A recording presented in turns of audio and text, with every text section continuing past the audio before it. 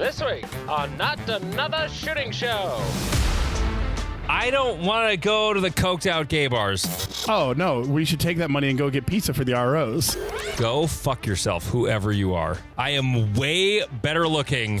I've definitely seen you at an overpass yelling at the demons. Well, if they hate him, why did they listen longer?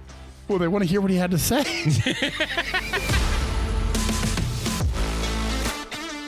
He's Jeff King. I'm Andy Erickson. This is Not Another Shooting Show. We go to somewhere in Louisiana. I don't recall where exactly. Lionsdale, Louisiana, where authorities said that an incident happened just after 1:30 p.m. where I'm missing the first sentence of this story. That's what happened there. Oh, yep. I'm missing the first two sentences of the story. I copied and pasted to a different document. Now I'm not having pop-up ad blocker problems. I'm having this problem. Just copying, pasting. Jesus Christ. In Lowville, a 30-year-old Louisiana man is facing charges after allegedly shooting himself by accident. And it was a Louisiana man, not Louisiana. It happened in New York. Okay. What? Am I in the wrong one? No, you're on the right one. It's a Louisiana man in New York. According to the Lewis County Sheriff's Department, Lucas Jones of Maryville, Louisiana, was charged with criminal possession of a firearm, which is a Class E felony. Now I'll pick it up. Authorities state that the incident happened just after 1:30 p.m. on Saturday in the town of Lionsdale. In a press release from the department, Jones allegedly tried to manipulate a handgun when it discharged into his own hand. Jones was transported to the hospital with minor injuries, and the Lewis County Health System alerted law enforcement of the shooting. The weapon was seized, and Jones was issued an appearance ticket answerable to the town of Lionsdale court for a later date. Well, I shit the bed on that, just like I did on my reload on stage 4 at the Great Plains Section Championship. Well, we meant to do so many things this past weekend. So many things. And none of them happened. Or none of them went as planned. I think is a better way to say it. You're correct. None of them went as planned. The first thing that was planned was, hey, we were going to, I bought the walkthrough beers. I had the Busch lattes in the back of my truck. Yep. And I had a location all picked out. And then weather happened. All the weather. Oh, God. And it wasn't even, in the grand scheme of weather that happened, like Buckeye Blast had flooding in their bays during the match. Right. Like, we didn't have a problem like that. Yeah, Minnesota section, it was literally flooded out a few times. Area 4 was hit by a tornado. Yeah. It was nothing like that. But it was as annoying as it can be without being catastrophic like that. The wind was stupid all last week. It started off Monday, Tuesday, Wednesday was hot as balls. It was in the low 90s Monday, Tuesday, and then there were records set here. That's pretty hot for South Dakota in May. And then Wednesday was okay, but then the weather changed. We had thunderstorms roll through, and then big storm blew and broke at least one wall on every stage that had been built so far.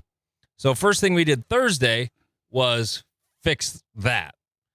And so we ended up behind. We got a lot of work done Thursday because Thursday was cooler. It was a little rainy, but not bad. And then Friday came, and Friday sucked balls. Just imagine the most shitty, cold, windy weather without there being frozen precipitation. That was Friday, setting up for the match. It sucked. We were literally waiting for it to stop raining so that we could go outside. And there was a good dozen of us or so, probably more than that. But we needed every one of them because people had to just hold up walls to keep them from blowing over while we're like lining up targets and shit. It was just miserable. I recall at one point Heidi's leaning against a wall that's holding her up because it's blowing so damn hard. It was just stupid. And then eventually when we knew, okay, we don't need this wall up anymore, then we pulled it out and laid it down. I mean, there were people that came to walk stages and they're like, what the hell's going on? It looked like all the stages were destroyed. They weren't destroyed. We just took the walls down so they didn't break. It was so dumb. And then, so that hell happens. We have a slow setup on Saturday and we kind of get going. I realized Saturday morning, though, I'm already at the range. And what were we going to do Saturday after the staff shoot, Jeff? So Saturday after the staff shoot, we were going to do our walkthrough interviews. Yeah. So for a walkthrough beer, we get to talk to you for 10, 15 minutes and have a nice little time. We also fucked all of this up, but it probably wouldn't have happened anyway. Right. So even if I did the first bit of fucking up. You did a little bit, but not as much as I did. I forgot the recorder, the box I'm currently talking through right now. I left it at home. In its case, right next to the bag with all the other gear, and I didn't bring it. So then I asked Jeff when he was on his way, hey, can you run up to Sioux Falls, which is out of the way. It's not on the way. Yeah, you go past the range and then back to the range.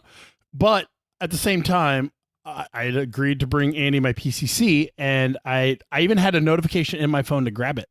And my kids coach texted me at 9 o'clock in the morning and was like, hey, my car isn't starting. You got to teach at 10. Shit. So I'm in my car at 9:45, get the 15-minute notification. Oh, hey, you forgot to grab your PCC. Fuck. So I'm already late. I got to go do that. And because my original intent was I was going to leave straight for my gym, either because a coach was going to cover for me at noon or I was going to leave at 1.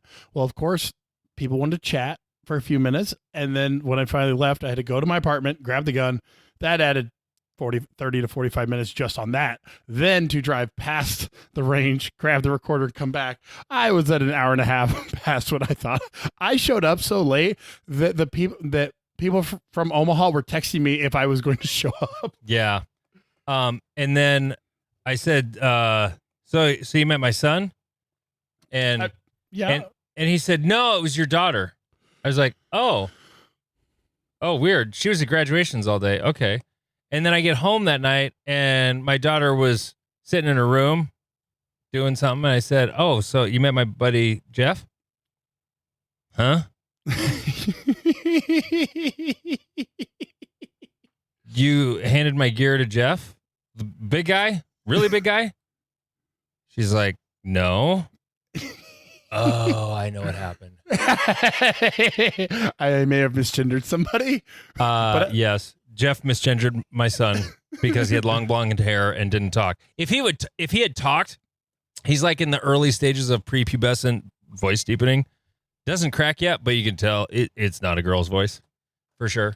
Yeah, but, and if I'm honest, when I got there, he's got long blonde hair, right? And I had to pee so fucking bad that I was just like, "Give me shit. I need to go to a gas station." Okay, so then Jeff finally arrives at the range. I shit the bed on the one stage. You were like, you and all the other autists are sitting there. Looking at it because there's a bunch of movers on this stage. This is the stage we had to toss one stage because one bay got completely rebuilt 2 weeks prior, had fresh soggy gravel. It was a bit of a panic, so we did a completely new, different stage that wasn't part of the original set.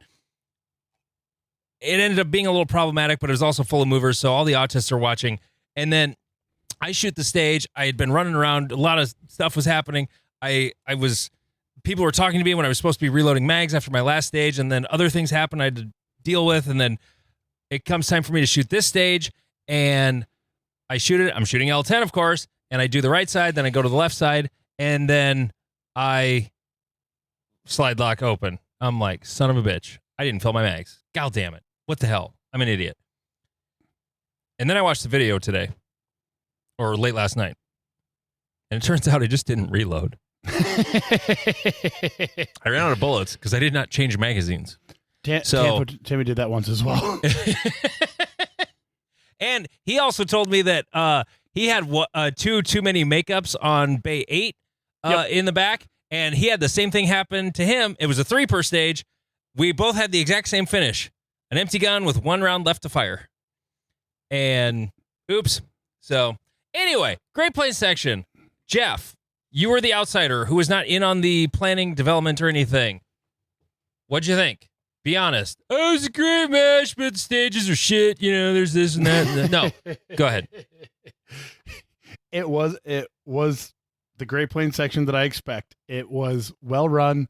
Everything for the competitor day went off without a hitch. Competitor day went great. Staff day was a little bit of a shit show, but there were a bunch of different skill challenges that I fucked up, but that were available. I mean, we had long shots, we had hosing shit, we had par times, which you don't normally see. We had lots of steel, we had a lot of movers, a lot of swingers. You had a fucking tuxedo swinger because you're an asshole.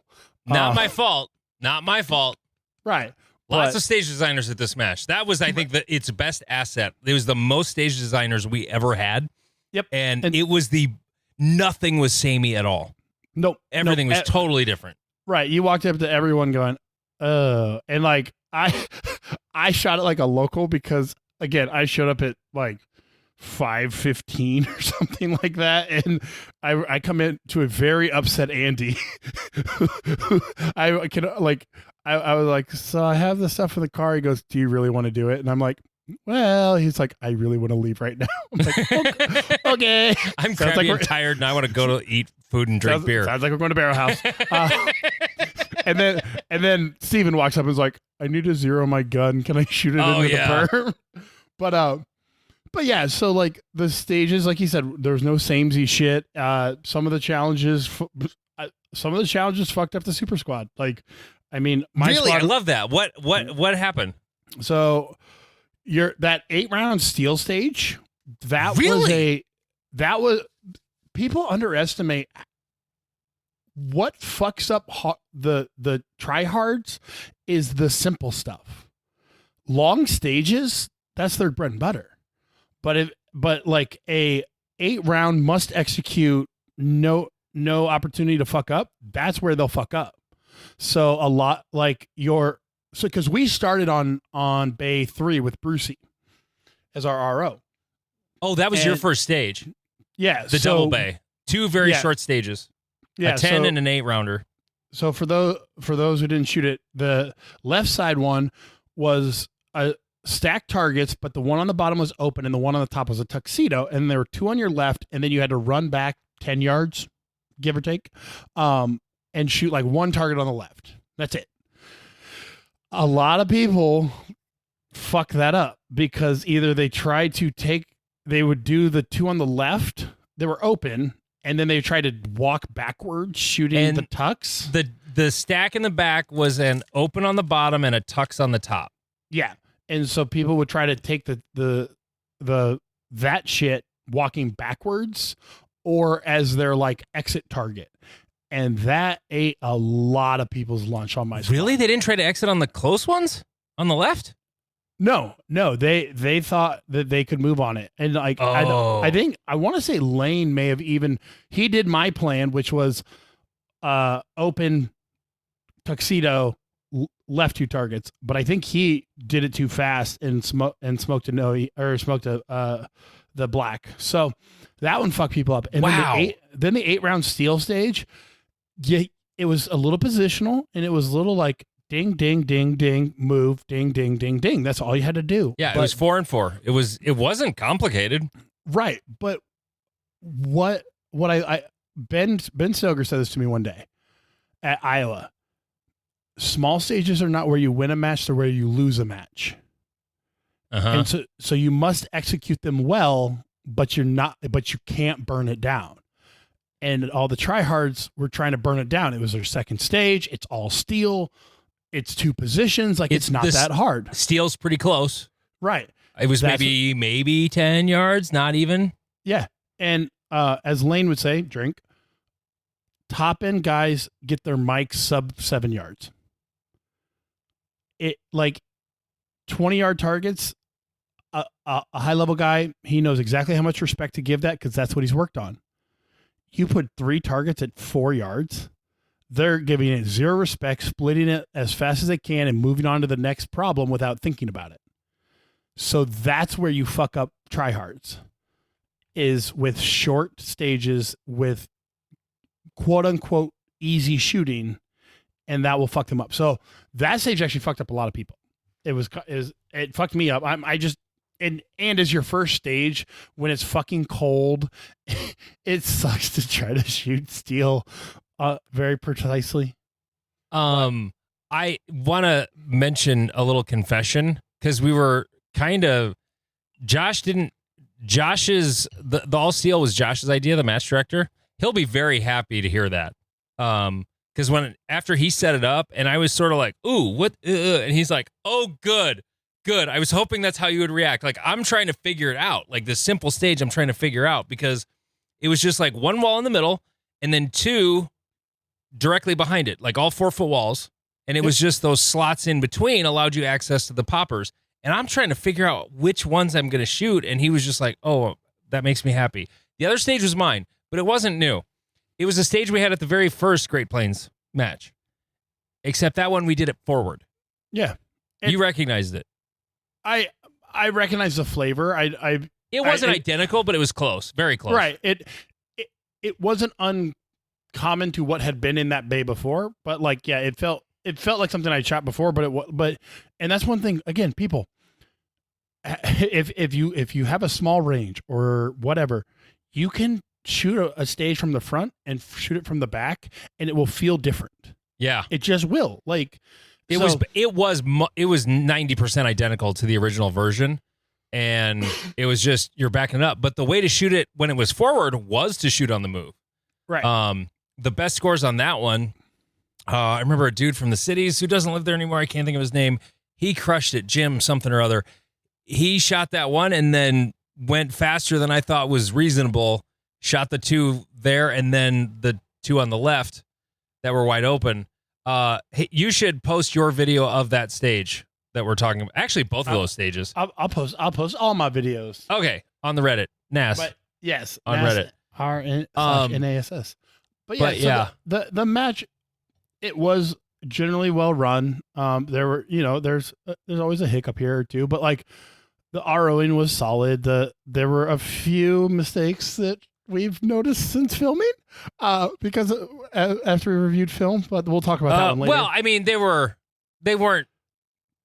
none of them. Well, the ones we found on video haven't been blatant, but weren't as bad as the thing I fucked up. Right. I mean, I fucked up kind of a big thing, but only twice.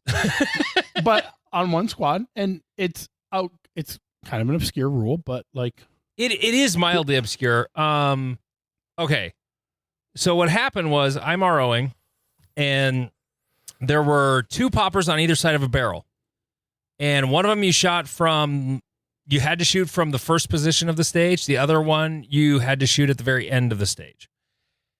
And the barrel hit them both, but the barrel was set in a way that made it very tight. So you could hit the barrel and hit the popper. What happens when that happens, Jeff? That's a my? No, that's what I was doing wrong. Ah. The correct call is range equipment failure. Reshoot, mandatory. And I just forgot. I was treating it like paper, not steel. If steel falls after a bullet goes through hardcover, it's a mandatory reshoot. Any kind of hardcover, whether it's a wall, under a wall, and it never hits anything, it's a mandatory reshoot. Range equipment failure. So we had that happen once, and the guy had already approved his score before I caught it, and then he'd already approved it, and he's like, well, I'm not going to undo it. And we're like, okay. And then it happened to somebody a few shooters later. I don't recall who, but and then I said, it was well, Steven. yeah, it went through. It was what? It was Tim Klepper was the one who had approved it. Steven was the one who was like, no, I get a reshoot. Yeah. It was Steven. Oh, well, then I feel less bad about it. After he blew up his Glock a couple days before. Oh, we forgot to put that in the rundown for today. Oh, yeah. We'll talk about that later. Steven turned his Glock into a pipe bomb. Okay. Yeah, so I screw up that call, and the first time I'm aware of it is when I didn't hear Steven say that, but I heard Tanfo Timmy go, that's range equipment failure, and I'm like, oh, fuck, it is. Shit. And so then, of course, Steven gets a reshoot. Went and talked to Thomas about it. He was the range master, and he's like, yeah, it's mandatory. Like, even though it happened like half hour ago or 20 minutes ago, whatever, like, he still needs to reshoot that. And I'm like, okay, so we told him he had to reshoot it, and then I think he got a penalty or something. And it wasn't the reshoot gods were not kind. But no, it's a good lesson call someone with more. If you think you fucked up, go, oh shit, I fucked up. And if you're like, did I fuck up? Call someone with more information. Well, I already knew the fuck up. Like, I knew the fuck up. It was just because of how we called it, I wasn't sure if it was still mandatory reshoot. Right. But so it turned out it was. So right. Call your range master. Call your get it right. Yeah. And put no ego to it. Yeah. Like once Andy my said ego was to it. That's why I felt dumb and stupid and was pissed at myself. Correct. Lots of self-loathing after that. Right. But you were the only one beating yourself up. Everyone else moved on completely from it without thinking about it again. It's called spotlight theory. But yes, call over someone who knows more than you. It's okay. Like find your Thomas who from your land, but Thomas Howard or Scott Arnberg or any of those are the area 3 or whoever the range master is at the match you're working. Right. Those are the gurus. And even because like Todd Weitzel had this happen at a Steel Challenge where he was a range master and something happened where he's like, I don't fucking know what to call this. And Sometimes it happens. So he called over Thomas and Thomas is like, I'm not sure. I think it would, what for those listening, what happened was a guy shot around, it hit the ground and bounced up and hit a plate at Steel Challenge. And they're like, does that count? And they figured out that yes, it does count. Like nothing excludes it from counting, so it must count. Correct. It wasn't within 10 feet, and the guy also did it a second time, and they're like, Jesus Christ! Buy a lottery ticket and quit shooting. Jesus. Exactly. Well, he did quit shooting, but but yeah. So it's like just find people to answer questions because it's better to have 3 opinions than 1. And on that stage, we ended up having to watch that barrel like a hawk the rest of the day. And we were literally, I've never watched 2 targets so hard ever. Whether I was on timer or if Tristan was on timer, we were both just like, not only were we watching the target and looking over the shoulder of the shooter as they shot it, like whoever had the tablet was much farther away but could still see both targets. Yep. But we're counting rounds at it, like did they shoot 1 or 2 rounds? If there's only 1 round shot, popper goes down and there's a hole in the barrel, well then it's going to be a reshoot. And I think we had about 5 or 6 total reshoots on that stage, which sucked, but we were still only the second stage. We were the second stage done, even with all those reshoots. Yeah. And that's why at my club, we've tried to move away from barrels as much as possible for that exact reason. That's what we call them reese walls, but your little 2 foot, 3 foot walls, that's what they're there to replicate. Make a barrel size wall to replicate a barrel. Yeah. Because even if it goes through a wall, it would still be a problem. The poppers were just too tight to the barrel was the problem. Gotcha. Like the barrel to hide them from a different view is fine. It was just too tight where you could see them was the problem. Gotcha. So any wall would be a problem unless it was the only hardcover that would work is steel. So, there's so many stories to tell about this match, but first we have to say patreon.com/notanothershootingshow. It's only $3.57 a month. We had a few people subscribe over the weekend. I'm sure because of the banner you saw on stage 1 and the stage called If You Don't Like Nickelback, Talk to Andy. Josh named all the stages after Nickelback songs except that one. I noticed. Well, the long stage was Far Away. That was my wedding song, by the way. Let's see. MW Activewear made very cool jerseys for the Great Plains section. She can make them for yours, too. Find her on Instagram or type in MW space AKTIV wear. Area 3 registration still open. 93 slots left.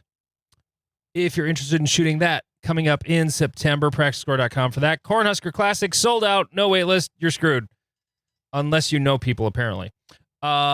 Free State Championship, August 3rd. There is a wait list for that one. And the Iowa Cops match, that's the one. I should really mute my phone because it's blowing up a little bit here. Okay. All right. So, favorite stage of the match, Jeff? I mean, it's because I know your second question. My favorite stage was the part-time stage, 100%. I love part-time stages. The part-time stage of this match, all the credit goes to Matt Hartman, who was the Mr. Fix-It at our match, and you may have a good Mr. Fix-It, but none is better than my Mr. Fix-It, Matt. He's awesome.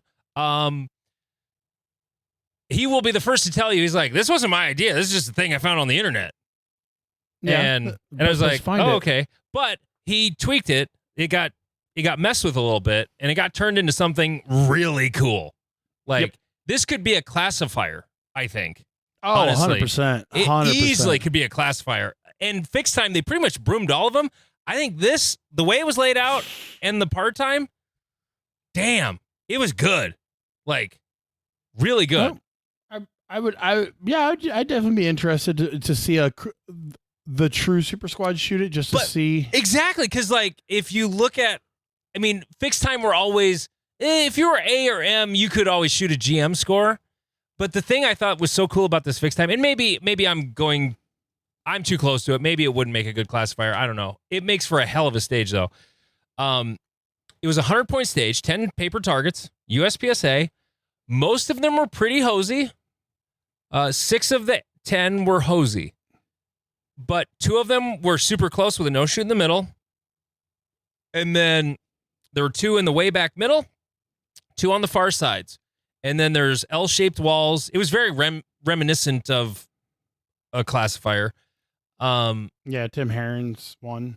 Sort of, but not exactly. But, yeah, not the shape of it anyway. Right. It has the same. It's Italian, but it's not the same Italian. It's Italian, but it's not spaghetti. Yeah.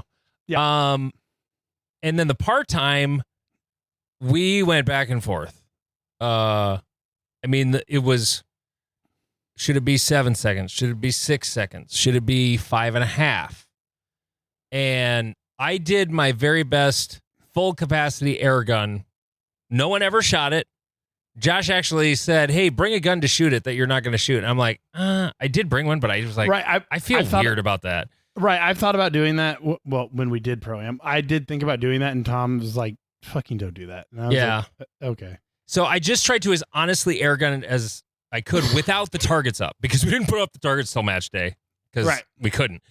So I air gunned it as honestly as possible, and I got it done just under the part time if I were shooting a high cap gun.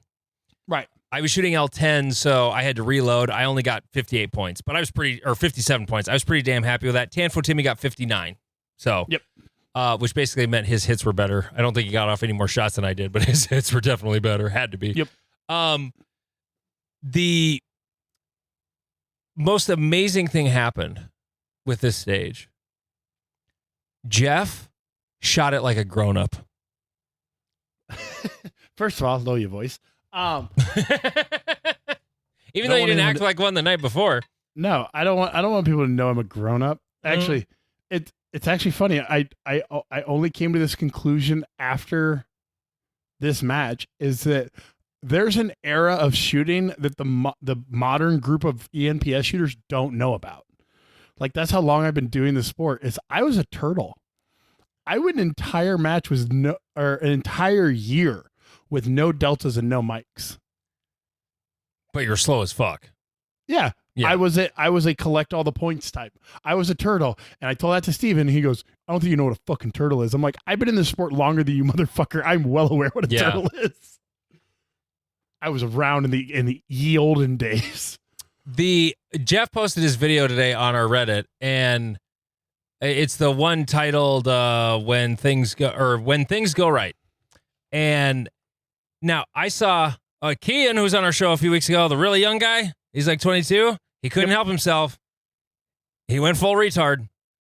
He went hard, and he fired every shot, and got like 21 points or something like that. I can't remember what it was. It was not good. I would have to go look for sure, but it was not great. Jeff, you only ignored one target. You shot all but one target. And out of 100 points, got what? 86. 86 out of 100. And that was the best score of the match. And I'm kind of annoyed by it. Why are you annoyed by it? That was the first non-alpha shot that I fired that morning. He had all alphas and one delta. I went three stages in a row of all alphas. One of them was all steel, I will say that. But I went all alpha 3 stages in a row, and when I got you went all alpha on that mover stage in Bay 4? Uh-huh. Damn. Yep. And so And this is okay. So shooting pro-am helped me to understand the mindset of that, and shooting with the super squad helped because I had Ben Eggleston, Tim Dundry, and Lane Grease all in my squad, plus Steven and Nick Walden. No, he was with the North Dakota boys. Yeah, he was with the North Dakota boys. And he was shooting Elo like a coward. Yeah. So I was able to watch. I think Eggleston and Lane go before me, so I knew what the points were, and so that definitely helped. I'll fully admit that, because I knew I didn't need the 10th target, because I watched Lane do it and he got 80 points. And did he shoot all 10 targets? No. Well, he did shoot at all 10 targets. Oh, okay. So he fired, I think he got one shot off at the far left one. So our plan for the, again, go watch the video. The left side of the wall, there are 2 targets. Then through the middle, there's 4 targets. Then there was, there were a far target, right. There was a far right and a far left target, but I abandoned the far left target as not shootable. So I just didn't even put it as part of my plan. So I took the second or whatever that people were trying to be like, oh, I need to kill these ones to go to that one. And I just said, I've abandoned that one. The time I would have wasted on that goes to shooting these ones better. And so I basically just, I was actually aiming almost every shot because I was trying to get all the alphas. It looked like you were. Because I was trying, because I knew I needed 80 points. And so I only needed to engage 8 targets. And so when I got the far right one, and then I got to the bottom one, I just went to the top one and fired 2 at it. Like, I just raised my gun and pulled the trigger as fast as I could, because I knew I was just close to the time, and I knew I'd already, again, I thought I had called alphas the whole way through. And so I got 2 alpha on the top one, but I only got 1. I got a delta on the back left one. So it was one of the long targets. You got the delta, right? But yeah, that's where my experience with the part-time mindset helped a lot. I was shooting L10, so I was going to reload no matter what. I shot a plan that no one did. I actually started with the far. I basically just shot it in the opposite order because it was easier being lefty.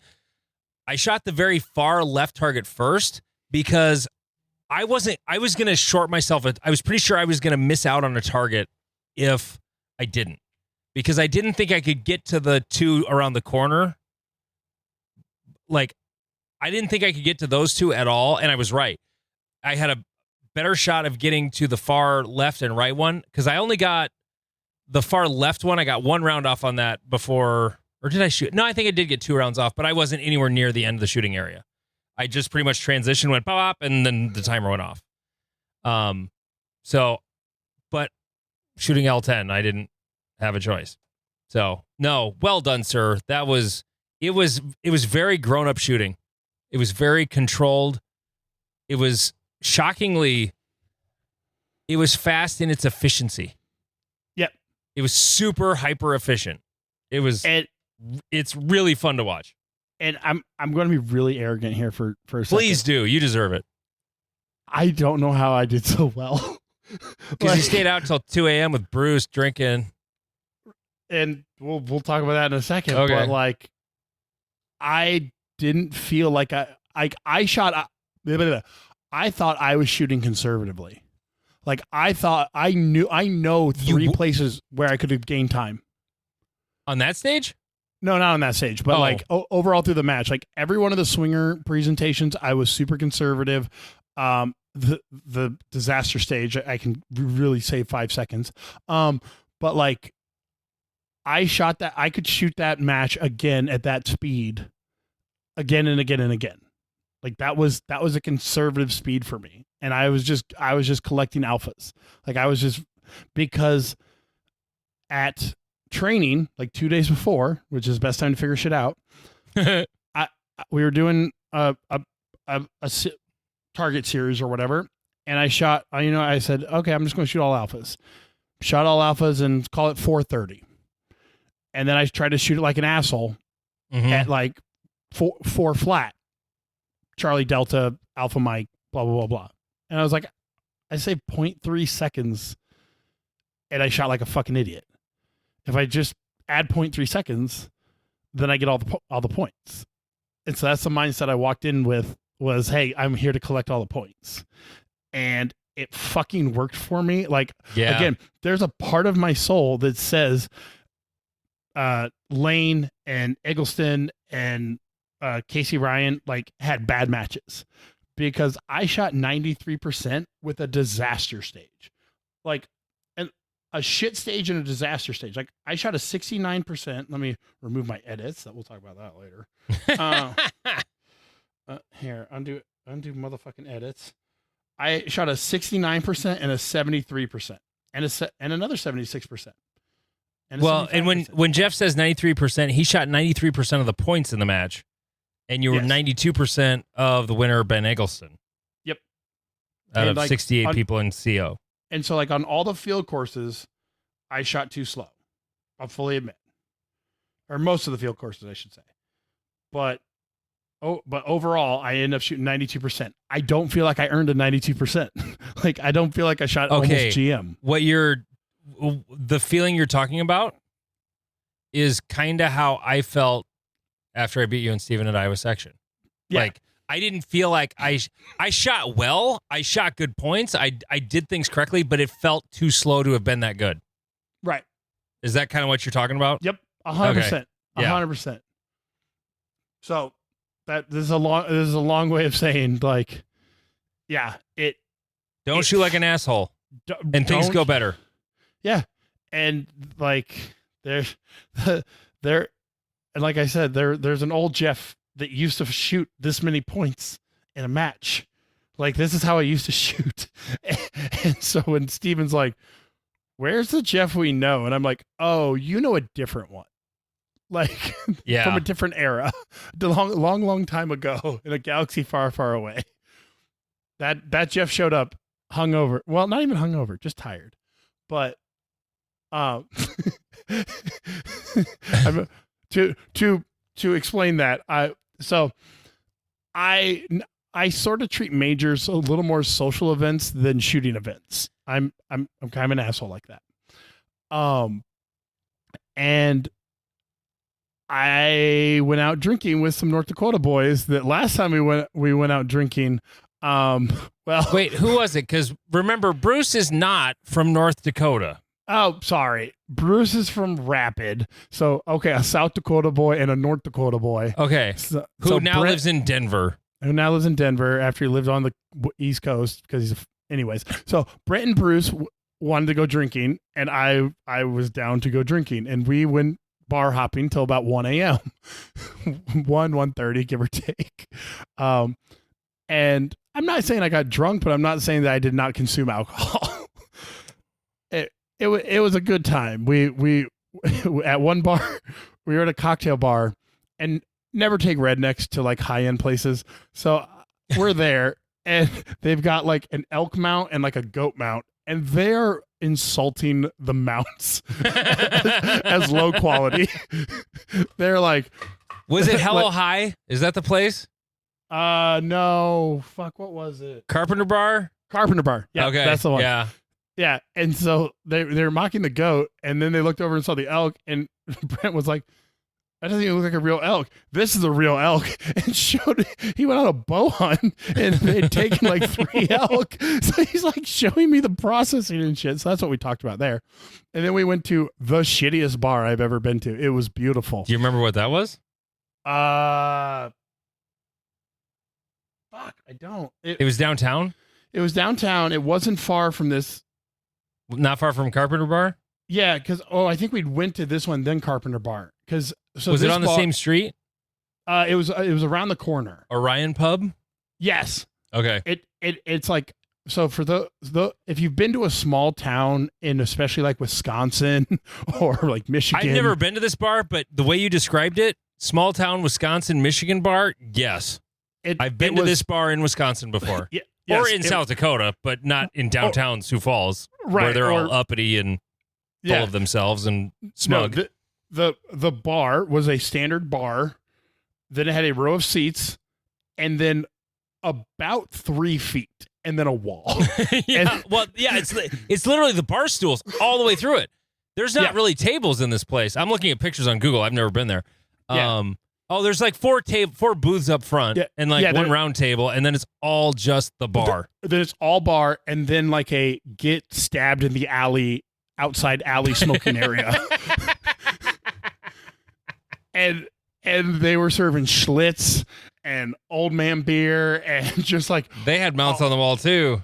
Yeah, and all the decor is like Pabst Blue Ribbon signs. God, I need to go to this place. I've not been here. Oh, dude, it was, and every bar we went to was like a different vibe. We went to a brewery.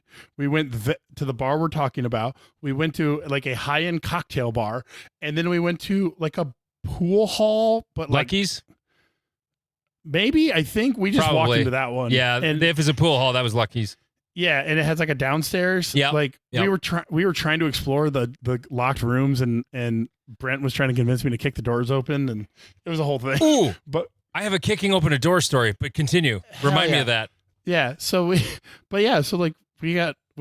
like $3 Long Islands to finish the night. Oh damn. And Brent was like, we got down there, we were finishing them, and Brent was like gone, and we were like, oh.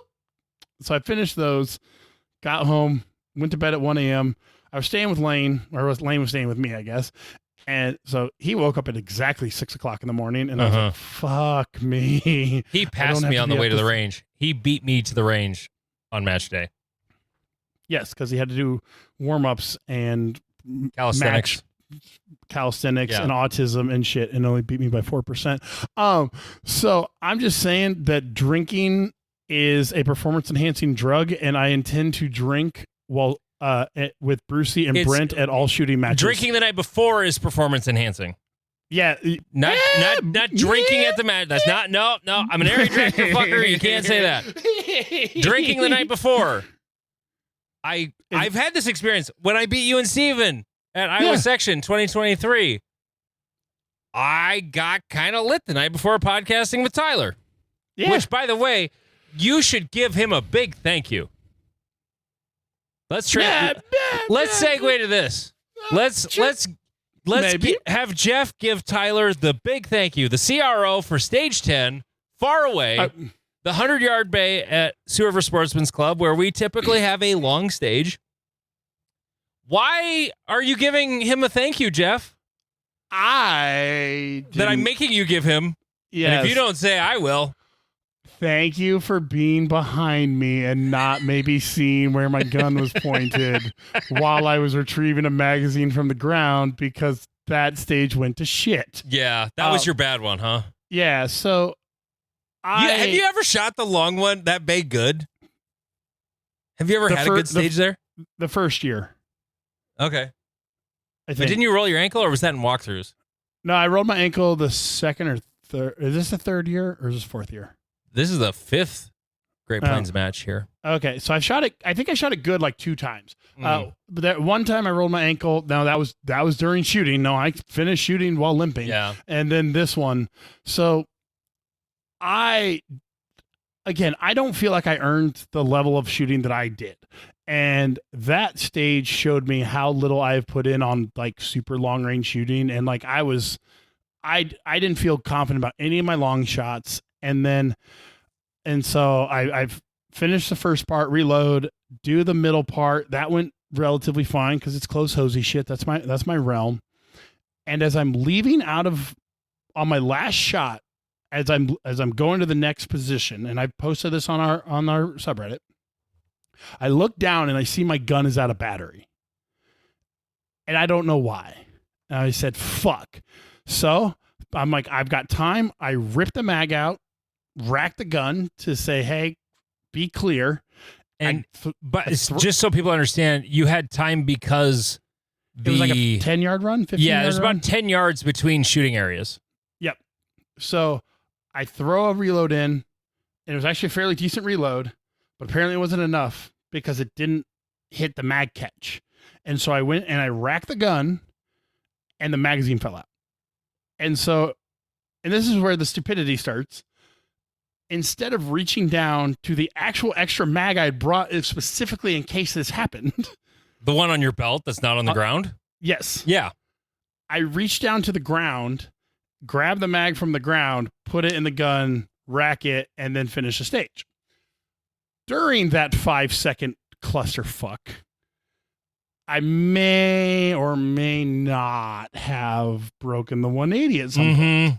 Mm-hmm. Andy seems to think I did. I think I used all 179.9999 degrees of the 180. But Tyler was standing behind me, so he did not see the angle that. Jeff was at when it happened. You were facing basically 45 degrees to, at least your hat cam was facing 45 degrees to the bay. And so when you're sort of like grabbing the slide, the top of the slide, you know, the gun in your right hand is oriented as if you were going to grab the top of the slide and rack it. And then he turns it over to like smack the bottom of the mag, realizes the mag fell out. And in the process of just before he bent over to grab it, that's when it's, I mean, it's not 100%. I wouldn't look at this and go, yes, he absolutely did. But knowing how the stage was built and having been there, I'm about 90% sure he broke 180 and got away with it. Yep. But because it was such a big stage, it wasn't like he didn't flag the whole, like if you did break 180, you didn't go past 185.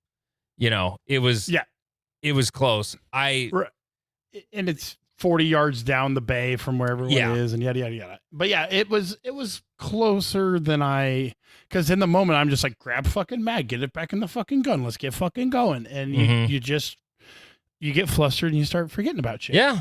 No, I mean, if you shoot this sport as long as you and I have, and we haven't even been in as long as a lot of people, to end up with 1 or 2 DQs here and there, like, it doesn't make you a bad person. You know, right? People make it out to be, oh my God, you're the devil, and you're like, no, my brain shut off as I was trying to do a task, like, or I got flustered, or, you know, I read an angle wrong, or my whatever. It's like, oops, see you next month, whatever. Like, no one gives a fuck. Now, while we if were you're talking, on your 9th DQ, that's a problem. I texted Tyler while we were talking, and he said, yes, that first hidden target, I couldn't see most people's muzzle because of the way the stage was laid out, and whoever the offside RO was scoring if they were scoring targets, then you know, ideally they would have been, somebody should have been watching the offside of the shooter the whole time. Like, that's really how it's supposed to be done. If you got the tablet, you're not supposed to be pre-scoring. You're not really supposed to be pre-scoring. If you got a third person, okay, and the tablet is pre-scoring, that third person should be watching the offside.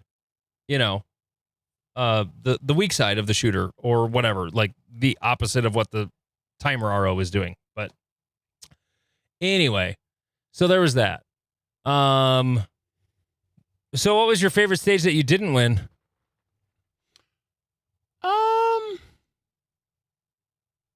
I would probably say either the I'm trying to remember your bay count.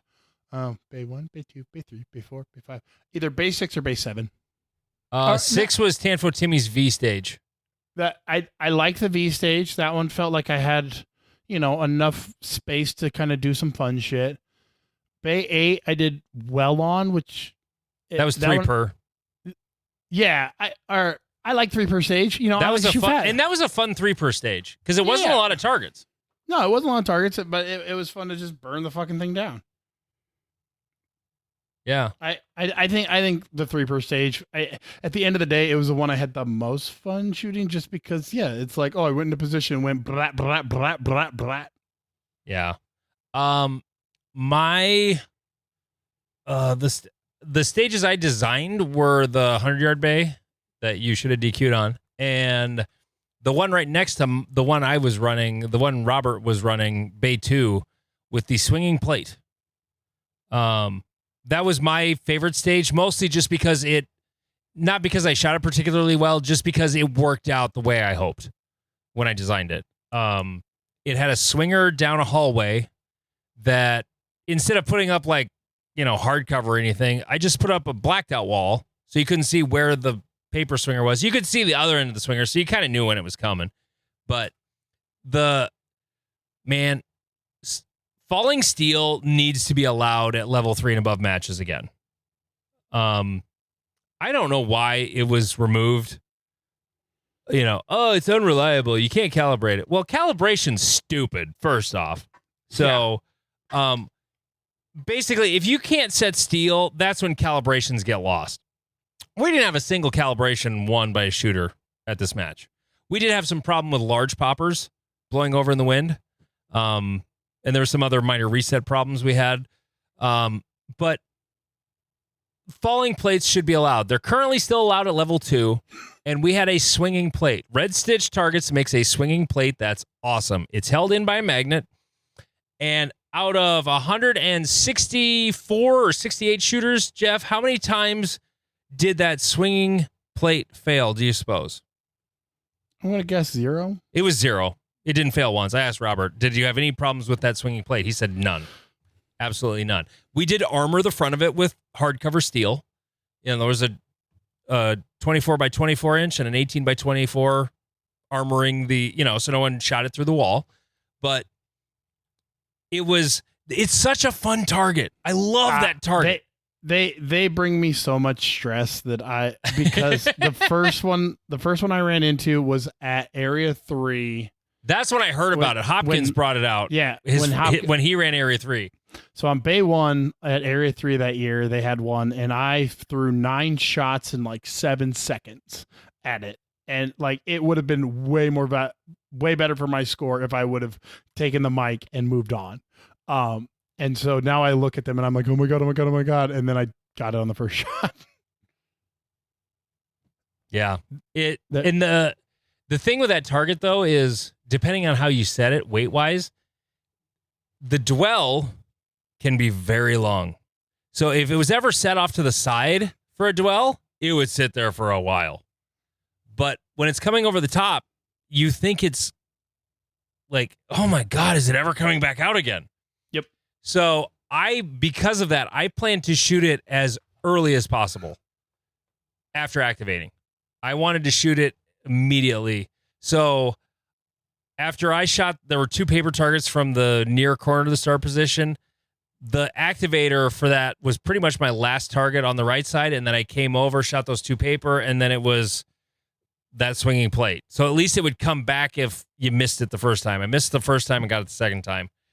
And I don't know how many people, I'm guessing more of your C class, B class went forward to shoot it because it was a tough target. I saw that a few times on my squad when I shot, but most people did shoot it from the back because it was just the smartest, most efficient plan. But man, there's no reason, as long as the steel is good, as long as you're using good targets, I hate that rule was adopted a couple of years ago because as long as the steel is good, there's no reason falling steel can't be part of a match. Texas Stars at a major, no. Yeah. Because they can fall and land on other plates. Right. But I also believe that we should have electronically timed and actuated swingers and stuff like that because the mechanical stuff just feels janky. And I feel like it'd be better. But yeah, there are things I think things need to be re-examined on a regular basis and not just be this is how it's always been. Yeah. Because probably 10 years ago plates weren't as good. Now plates are better. Yeah. Okay. Done. Or oh man, back in the 90s when we tried to use electronic activators, they didn't work. Oh, well, electronic technologies. Electronics are a lot better than the 90s than they used to be. Right. I'm the military has self-resetting targets that get shot with rifles. Maybe we could find put a 50-yard popper and then hit a button and it goes zip and goes back up. And anyways, so yeah, I didn't hate that stage. It was a fun stage. There was kind of one way to run it. Kind of, yeah, but it also required the interesting part of that stage was timing the movers. Yeah. It gave an option to make it a little easier for lesser shooters. You could move forward to shoot the swinging plate. The swinger, you had to shoot from the back no matter what, the swinging paper. It's kind of one of those things is that, like, swingers, to me, almost, it becomes a luck of the draw timing. Bullshit. Nope, I disagree. Okay. I mean, on some level, they can be like the timing, because it's really hard to calculate, but you can do some calculation a lot of times with movers. That was one where the swinging plate was really hard to gauge. It was hard to know when that was going to come up. And like I saw, that was a video Lane posted, drink. And he was the first person, I think Robert told me, shot it in under 14. Somebody shot it in under 13. I think Colin Maxon shot that in 12 something, open shooter. But no, there were some spicy times put on it, but it really depended on where you were, if that steel plate was there. And he actually Lane had to wait for a little bit. Like, it was down when he got there, and then it came up and he shot it, So, I mean, to some respect, yeah, there is a little bit of luck, but you can plan your luck a little bit there too. Yeah, to a degree. I just, and they're part of the sport, and everyone has to deal with kind of the same problem. It's something that like at that Area 3 match, there was a swinger on a bay that, for me, when I got to that position, it was right there. I put 3 on it. Boom, I moved on. Whereas I had people who missed, it was going up and they missed it. And so they had to wait for it to come back down. And that added an instant 2 seconds just waiting for that motherfucker to come back. And so it was like, if you weren't at that exact position 1.78 seconds after you shot that steel, you had an extra 3 seconds added to your time. So it can be frustrating. I want to give Josh Vanentop a lot of credit. He did a hell of a job picking stages, getting them all together. I think we had, I'm trying to think, 1, 2, I did 2. Okay, I'm counting stage designers. 3, 4. I guess I technically did 3 stages in the match. Timmy did one, Aaron did one, Josh did a couple. Matt had one. Bruce had one. I think out of 11 stages, we had 6 stage designers. That is, I think, almost mandatory. You have got to have a variety of people designing your stages, because the long bay stage was very much a long bay stage for that range, because it has to be that way. Like, most of the shots are going to be oriented dead ahead or left, because we don't have a berm on the right there. So there's that. I had designed the swinging plate stage for Old Bay 4 that got renovated and got kind of jacked up.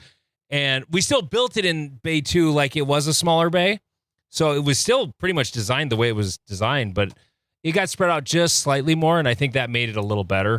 But Josh had a couple of stages that were great. Bruce's stage, we had to actually mirror it because we moved it from the bay it was supposed to be in. And Bay 9, where Heidi was the CRO on Bay 9. The right berm is longer than the left berm, just because it's next to the 100-yard rifle range, and it's just how. And then there's a trap field right behind it, like where trap shooters stand. So it had to be that way. Otherwise, there's no room to move through. And we started setting up the way Bruce designed it, and we need to mirror it. We need to flip this, like mirror it. Just do it the opposite of the way it was drawn up. And that's exactly what we did. And luckily, Practice Sim has the ability to do that. So Josh was standing out there with his laptop, and because I was trying to mirror it with the paper, and when you just get one version of the paper, it's not quite all there. So Josh actually went and grabbed his laptop, and as long as the battery would last, we're looking at it, with gaming software running, it's burning his battery up like crazy. And we ended up getting it built, and that one turned out really cool too. No, as far as a collection of stages, and I'm very close to it, I'm very biased, I thought it was the most fun set of stages we ever had at that match. I don't know if it was the best match ever, but I think it was the most fun set of stages. I think it was solid. I give it. How does it? You always say the first one was the best one, Jeff. How does it compare to the first one? I would probably on par.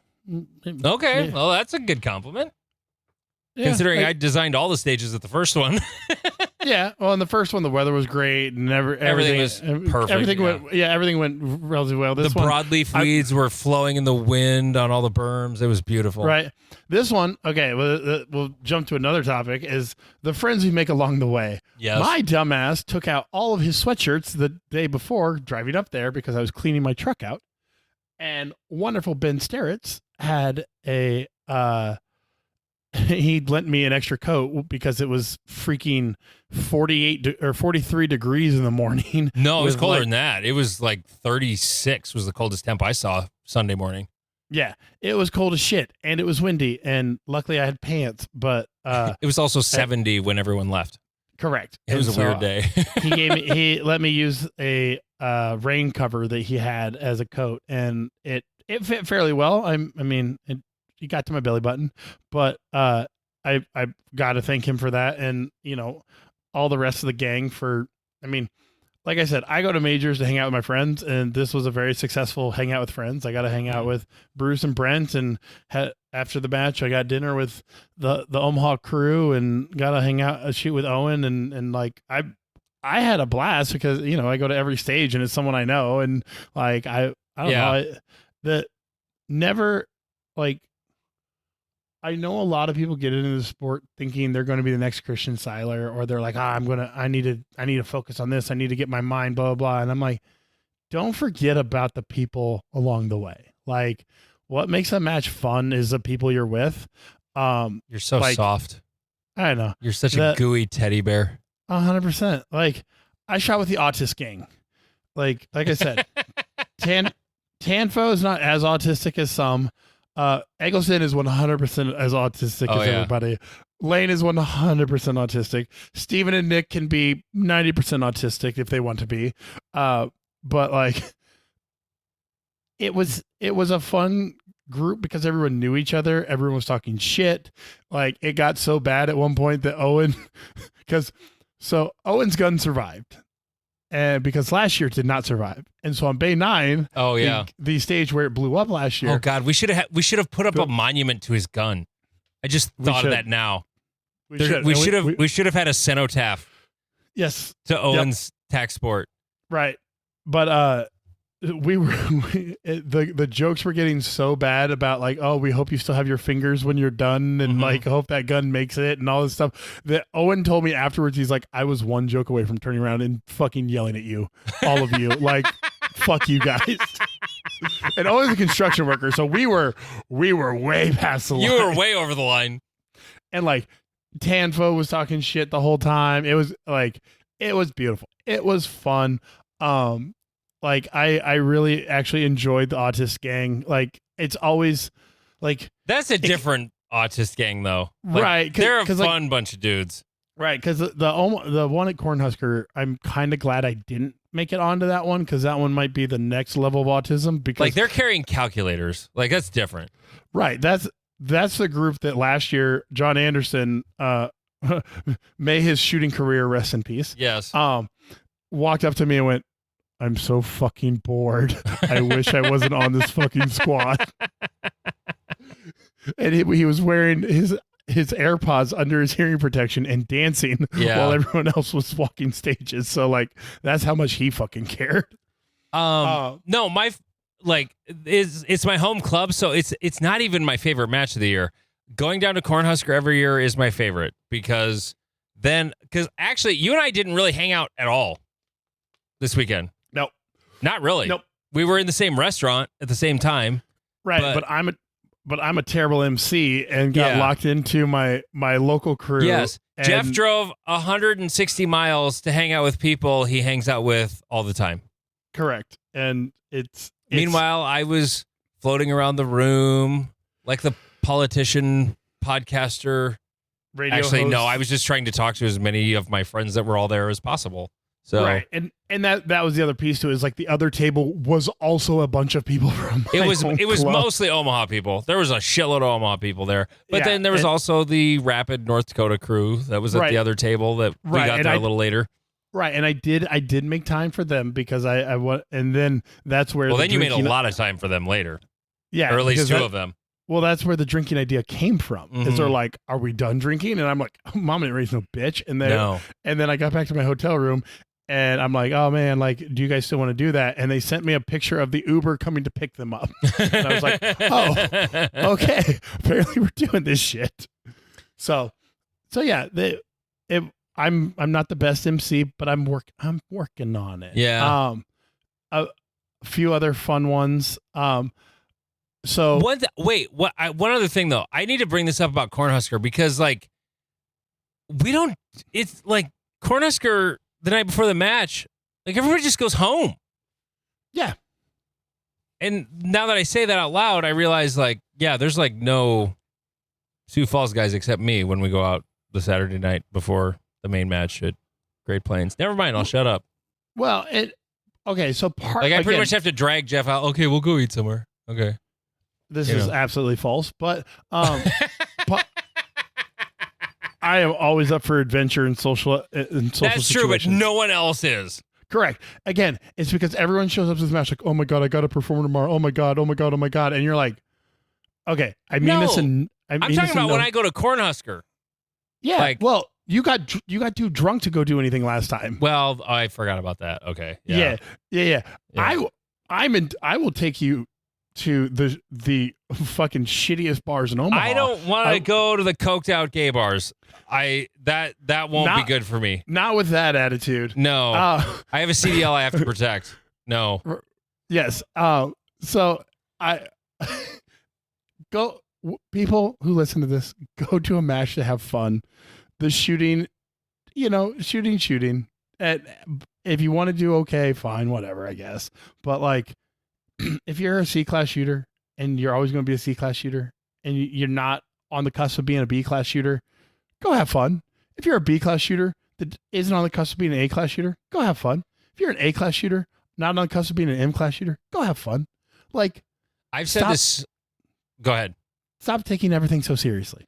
I've said this so many times about, I have more friends right now than I've ever had at any point in my life.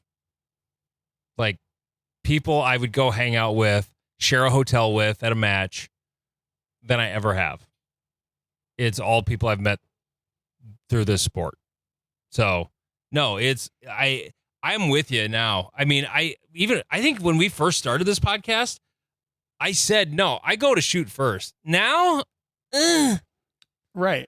After, getting really jaded after a year and change on the board, I'm much more, I can't wait to go down to Cornhusker here in a few weeks. I was texting Steven before we started recording. I said, hey, I got stuff going on. Like, how late will the range be open on Friday night? And he's like, well, how long late do you want it to be open? I'm like, no, that's not the question. Like, bitch, just tell me when it closes. I don't want to go back and forth as many times. Just tell me what time you're fucking closing it, so I know whether or not I can make it. Because I'm debating about driving down the night before or driving down early in the morning. Well, and I can. Here's a secret. I can give you the gate code, so you can go whenever the fuck you want. That's right, because you guys don't. You guys are too cheap to get fucking. It's a padlock, right? It's literally a padlock. It's a padlock. You guys have like $500,000 in the bank. You have a padlock protecting the facility. This is correct. Jesus Christ! Like, spend some money. Actually, Tom said, or somebody from your club asked me about the cameras we have, not the cameras, the gate system we have. Yeah, I don't remember who that was, but somebody asked me about that, what it costs or whatever. But I mean, it wasn't. Whatever it is, your club can afford it. Jesus. Correct. No, and an automatic opening gate like they have at Ankeny. I don't disagree with you. That's the next thing we're getting. Right. So yes, I can give you the code. So you can go whenever the fuck you want. But yeah. So a few last little notes on this one. Okay. So I have it in here. Young masters go fast. Old masters go slow. I'm definitely an old master. Yes. Watching. That's right. I'm a master, bitch. Hell yeah, brother. Well, you're the opposite of this rule.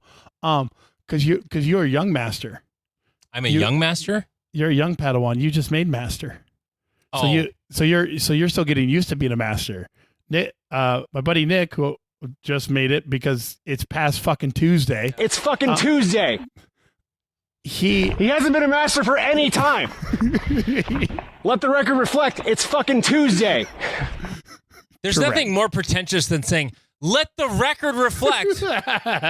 It's fucking Tuesday. He shot. By the way, get your It's Fucking Tuesday t-shirts at notanothershootingshow.com. I thought we'd sell more of these. Right. I need a bigger discount. They're not marked up that much, but Right. So Steven and Nick shot this match with their fucking hair on fire. oh, did they? It was beautiful to see. Like, I think Steven may be Raw Time Champ. Like, Let me look. That's how fucking aggressive he shot it. So he shot the whole match in 137 seconds. Oh, Jesus. Ben Eggleston shot it in 139. Okay, Casey Ryan shot 133, so he wasn't Raw Time Champ. Okay, but he I wasn't hadn't far seen behind. Casey in a while. He was in our first squad of the day on Sunday, and I forgot how just on his feet how fucking fast that guy is. Yeah, Like, no, he probably runs like a 4.5, 4.6 40. Like the dude is fast on his feet. Because it seemed like he took 4 steps and he was at the first sport on our stage. I was like, Jesus Christ, I forgot how fast you are. when he gets that shit tuned up, like we shot a match on the Wednesday before, and I competed with him on some of them, and they were like, oh yeah, he was warming up, and then like on the last stage, he beat me by like 3 seconds, and I was like, Jesus Christ. That's where when you say foot speed doesn't matter, I give you the exhibit of Casey Ryan. Right. But I shot 7% off of him, and I was 25 seconds slower than him. Well, yeah, you had really good points. I had almost 200 alphas and no But mics. there's that other thing, though, about point. Like, you kind of went, you had a great match. You did. You had a shitty stage, but, like, you had a really, really solid match. Oh, wait, I think this is still, is this just CO or is this overall? Let me make sure I'm looking at CO. Okay. Yeah. No, that's correct. So you shot 92% of Ben Eggleston. Yep. So, and he's a pretty legit GM who's actually a GM now. Congratulations, Ben. I was giving him shit about that at Northwoods. I was like, are you actually a GM now? And he goes, are you actually an M now? And I was like, yeah. But, yeah, no, you shot great. Right. You shot great, but you shot a little, I would say you shot a little careful. You shot 93% of the points. Yeah. And so it was interesting watching the young masters try to keep up with the foot speed of the Good GMs. God. Casey was 24 seconds faster than you. Correct. So he was 2.5 seconds a stage faster than me. He had 8 deltas and a no shoot, and you had 3 deltas. Yep. And so I learned to pace myself, and part of it, I just didn't feel like I had the confidence. Like, and this is where going into Nick and the gang and Steven always give me shit when I say I don't practice, is because when I go to the range, I shoot rounds at the targets and call it practice. Like, I shoot like an asshole. I'm not processing skill. I'm not building anything. I'm just kind of going through the motions, I almost feel like. Whereas before so when I so at this match, I didn't feel confident going into stages. I didn't feel confident with my index, my zero. Would you say you were shooting carefully? Yes, extremely. Yeah. You shot safe. I shot safe as fuck. Like, literally, there were times where I watched the swinger, so like the bobber on the stages that you fucked up. The super mover. Yeah. the stage I fucked up shooting. Yes, 100%. You're correct. Yeah. I got to the bobber. It went down. I waited for it to come up, shot it, then went to the steel. Like, I could have saved a second there. I could have saved a second on Bay 9 Heidi stage, because I got to the swinger. It was at its full up position where I could not see it. Yeah. And so I waited for it to come down, then moved on from it. Like, there are distinct opportunities on a lot of the movers where I over waited for it instead of being aggressive. And you so were 3.5 seconds. I have you and Casey next to each other in practice score because he finished second in CO. Yep. And like in a foot race, I mean, Ben Eggleston's fast on his feet, but I think in a foot race, Casey destroys him. I'm just like, if I was going to bet money, like I'd put my money on Casey in a heartbeat. But Casey beat you by 7 seconds on Bay 10. It was mostly Bay 9 and Bay 10 where you lost all of it. And like you had you gave up 3 seconds on Bay 10 or Bay 9 and 7 seconds on Bay 10 with your mag falling out. But hey, you didn't DQ. Yep. Yeah. Damn. And even every one from Bay 7 through Bay 10, he beat me by 3 seconds or more. Oh yeah. And those were mostly the longer stages. Yep. And that's where the kind of the foot speed, that's where like my careful shooting stopped being effective. So on the short stages, shooting carefully didn't hurt me. Because those aren't the stages where you win or lose a match, or they're not the stages you win the match, they're where you lose the match. Yeah. On the long courses is where But you hung in there, dude. Like you shot your ability. Like you literally shot where you are at that match. Right. Now it could have been better if you hadn't like had the gun, whatever you did on 10. Like 9 was what it was. Right. 10 is the only one where you can say that should have gone better. And I took the whataboutism. Okay, whataboutism. And I took 5 seconds off because we literally filmed this, so that I can would be see fair. It from, we've analyzed this video where you 90% probably DQ'd on that stage, but right, the RO missed it. Right, and so I'd probably be about 23 seconds. Is not an unreasonable. No, that would be reasonable. And again, that would be 2 seconds behind Casey, which isn't great, but not terrible. But it'd be an 89%. Boom, I'm 95% of Eggleston. I'm 1%. I beat Oakenfuss, that motherfucker. Oakenfuss came out of fucking nowhere, just burning shit down. Put 15% on the match on Bay 9. Like, where the fuck was that, motherfucker? No, he was.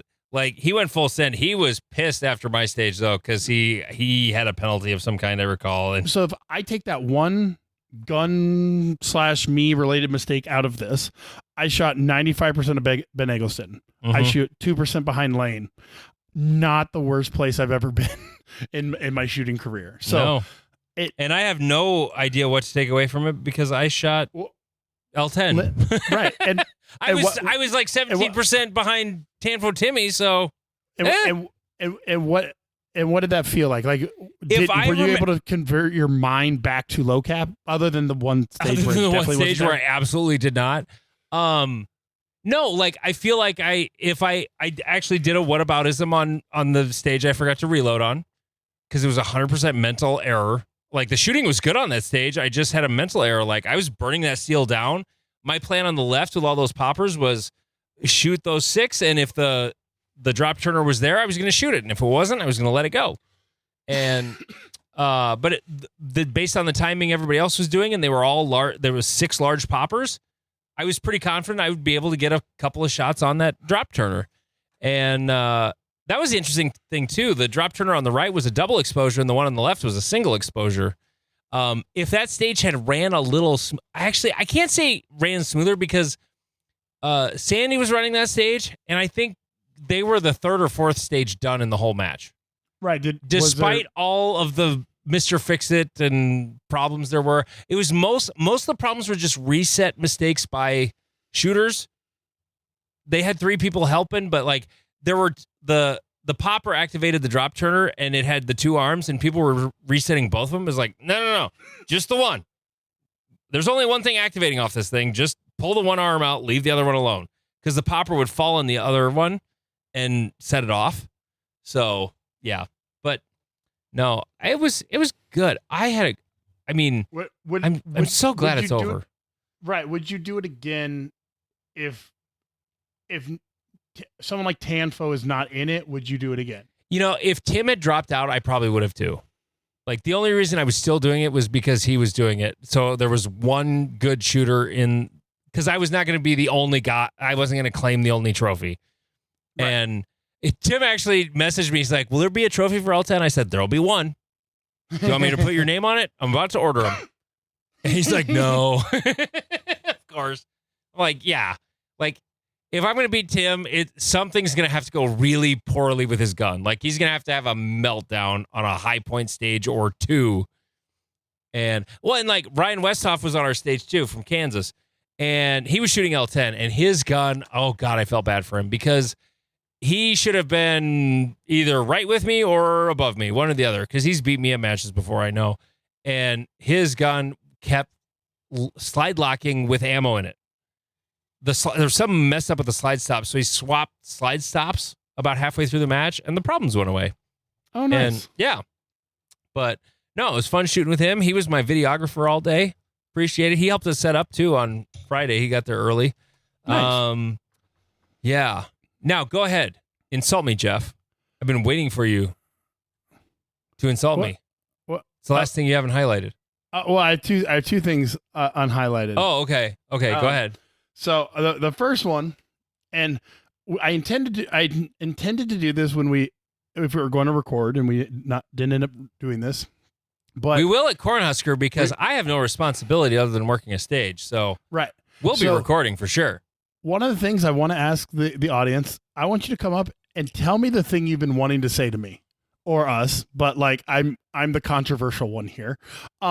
Like if you're like, man, you're a fucking idiot about this, or like I want to say this, or I want to have an argument with you or conflict or whatever, please do. Talk shit to me. I want you to. I think it's hilarious. I think it's fun. Like I want to put that as like a little segment of like, hey, what did I get wrong? Where am I an asshole? And if you don't know Jeff personally and you're intimidated by his size, I understand. I can assure you, the man is a teddy bear. Right. But I'm also still kind of an asshole who won't back down. Yeah, 100%. He hates losing an argument.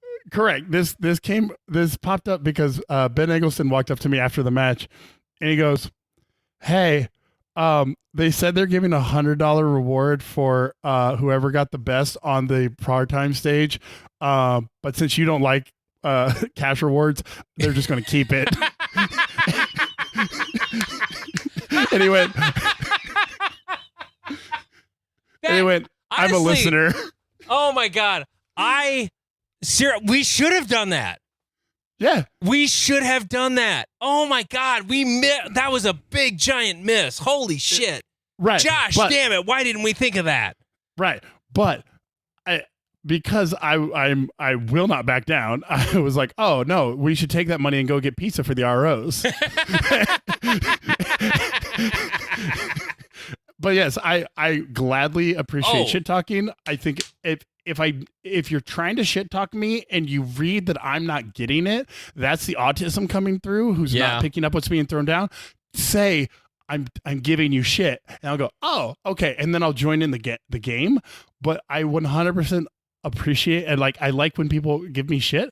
But I'm also can be kind of an asshole. So it's a fun game. Please do it if you see me at a match. I also want to give a big thank you to the sponsors that were at Great Plains. Hunters HD Gold sponsored a couple of stages, and Brian also threw in a $400 certificate. We've only ever gotten $200 certificates, which, by the way, when I was in radio, I hated it when we got coupons from companies to give away. Hunters HD Gold is the one where I'm like, no, I'm good with that. Like, nope. I'll take half price on the pair of those glasses. Hell yeah. But he gave us a $400. We that was a raffle among the staff only. Hell yeah. On staff day, we gave that away to one of the staff members, and of course, it was the guy who was going to show up late, Alex. Yeah, shit. But no, it was Dan had already told him. Dan was our prize coordinator. Thank you so much, Dan, for doing all that work. He said, no, you don't have to be present to win. So, because he wasn't able to shoot, but he worked it. So, okay. Another positive. I'm gonna give you a fucking positive on that one.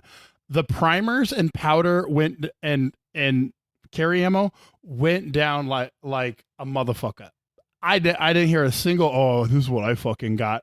Everyone was like, oh, I got primers. Oh, I got powder. Oh my God, oh, cool, HST, like whatever. Like, yeah. No one was unhappy with a prize with those. Yeah. No, it was great. We also had Stonebridge Gunworks, of course. Vince Drink. He was a sponsor of the match. Gave away some slide cuts and I believe an optic or two and some of the covers. I can't think of what does he call them? Target Focus Trainer. Yep, Target Focus. And then also Lock Grips was a sponsor of the match as well. So thank you to all of those folks for doing that. And even if I forgot Vince, we've given him enough love all year that, well, his books are not empty. So I love Vince. I love talking to that guy. He's such a good dude. So the one last shit talk of Great Plains, someone said it. It wasn't me, but someone said it, and I went, "Oh my god, Andy looks like John Correa with his hair when he grows his hair out." Go fuck yourself, whoever you are. I am way better looking than John Correa from Active Self-Protection. Okay? I'm a better talker. I have a better voice. Yes. And when he has a beard, he looks like God knows what. I'm so glad when he shaved. Like he does. I mean, nothing but love, John. He's probably never going to hear this, and he's got way more money than I do, and there's a way bigger following. That's fine. But don't tell me I look like him. Jesus. Yeah, the hair does a lot of the work. Like, and my hair's long. I don't look like a caveman. Right. And when you look flustered, you kind of look like an angry homeless person. I'm not going to lie. I've definitely seen you at an overpass yelling at the demons. The only reason I grew up my hair was basically because my son said something like, well, your hair could never look as good as mine. I'm like, bet. You're trying to, and so I haven't had a haircut since October. So hell yeah. Yeah. No, and actually now it's finally long enough where about 50% of the time it looks okay.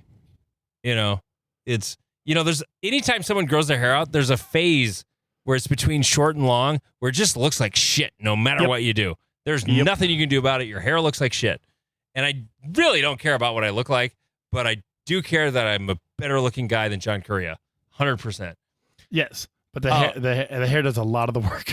There was another thing I wanted to talk about that is not related to USPSA or the match. Damn, we did 90 minutes on one match, but there was a lot of talk about. And I hope it was interesting for people. It's hard for me to describe things.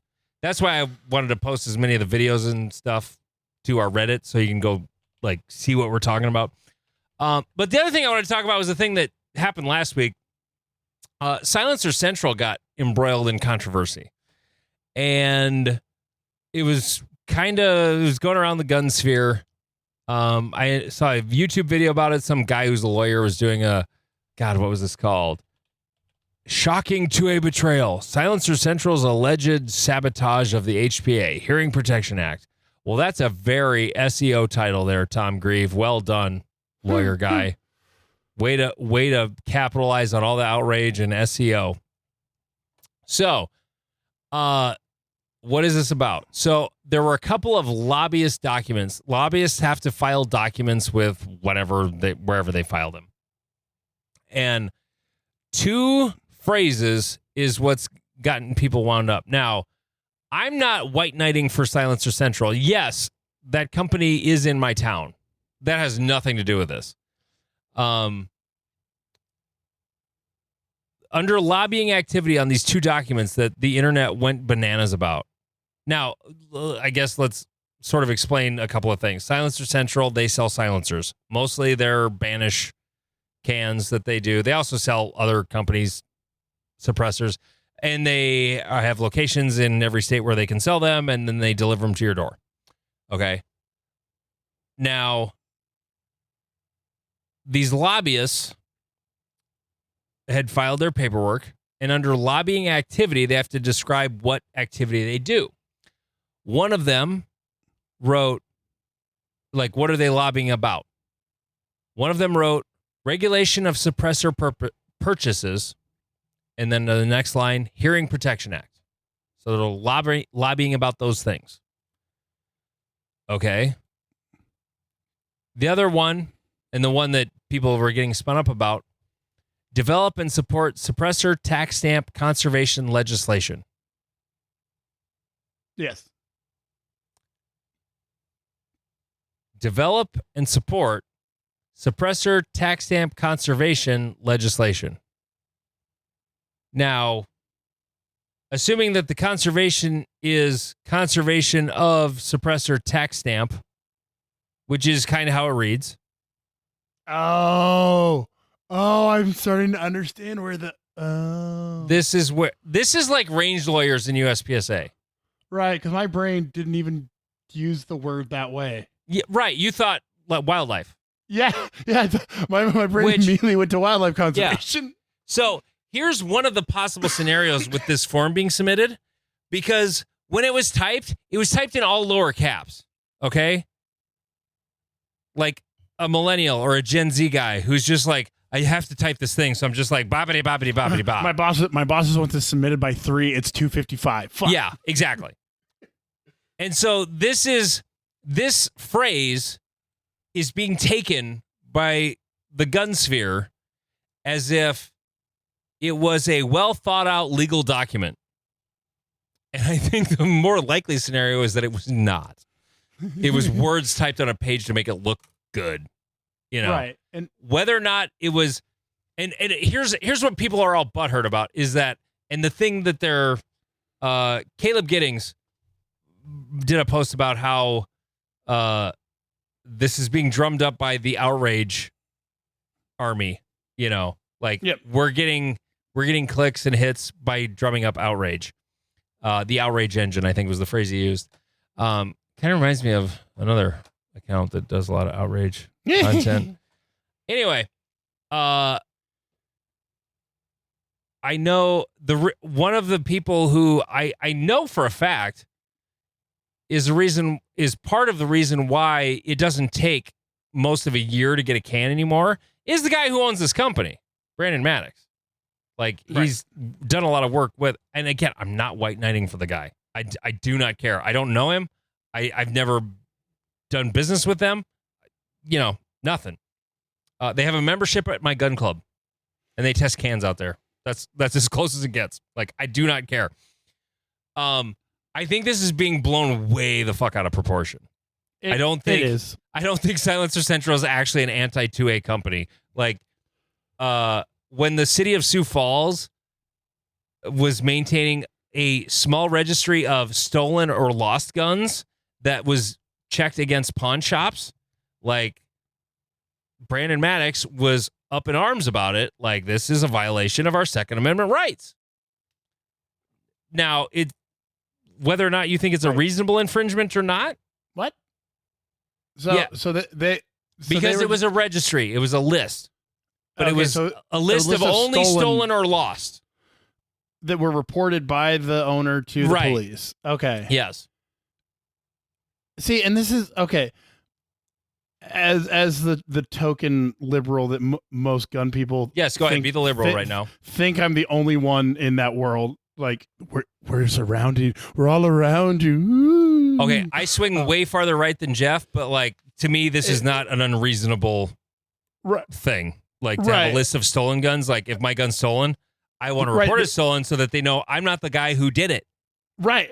And that I've reported it, and they're like, oh, hey, we found this at Bud's Pawn Shop. Yeah, and then I get it back. Right. And with the, like, that seems completely fucking reasonable. Yeah. Like, this is where the again, going back to the outrage engines comes around, is like, people are looking for things to be outraged about when it's literally like, no, we're doing this to help you. We're so confused. Like we said, the silencer guys are like, hey, we know you're taking that money. You're the American government. You're taking that money from us. Yeah. How about we redirect that to conserve wildlife?